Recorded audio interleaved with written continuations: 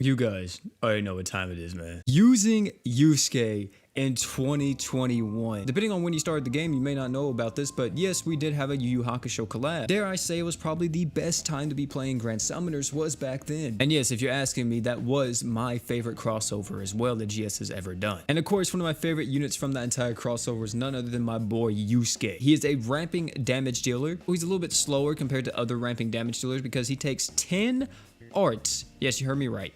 10 arts to, of course, get himself all the way up to his max damage potential. In most content, you can't really use him in it, but today we can because raids are here. The raid team we're going to be using, you're maybe asking like, why is Sistina here? Well, if I actually had New Year's Rimuru, I'd be using New Year's Rimuru instead. Using Vox here to give us 100% crit chance, Mako for all the damage buffs, you guys get the point. Before we get any further in the video, let me say this. If you're not subscribed yet, you should subscribe to the channel. 40% of you guys are not subscribed to the channel, and it only takes 2 seconds. Because hey, if you subscribe, you don't have to keep typing in my name on the search bar 24/7 to try to watch my video. It just pops up in your sub box. So hey man, why not save yourself some time and click that subscribe button.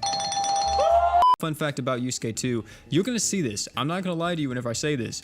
Yusuke is going to be able to stack his art buff before his skills are able to stack all the way, because his skill is on a very lengthy 12-second timer, and even with Mako Knuckle, which does give passive skill CT, it's still not enough to like really keep up with how much art gauge your team will more than likely have compared to, you know, just the skill CT. And what, see, look, what did I tell you? We have his art buff max before his actual attack up, which is tied to his skill. But here we go with the first hit.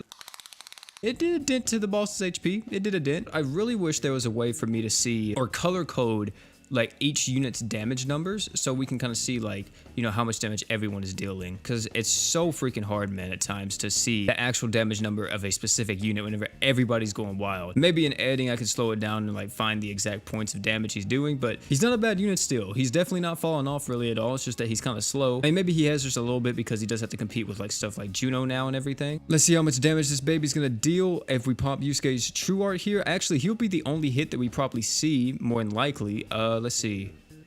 Oh Lord. Oh my goodness. Yusuke, calm down. Jesus Christ. I don't think that I would recommend using him outside of raids though, unfortunately. I actually think you can use him to beat Grad, and I was actually thinking about doing that instead. Guys, tell me down below what you think about Yusuke. If you think he's still broken, do you think he's still whatever? Like I said, man, I think Yusuke's pretty top tier still. At least in raids. He's slow, extremely slow. Like, good Lord, bro, this man needs a walker. But if you're able to ramp him up and get him going, my God, dude, this guy does some damage. So yeah, man, thank you all for coming out again. It's been your boy Pete. Don't forget to like, comment, subscribe for more. And last but not least, man, you guys already know, don't forget to drink water.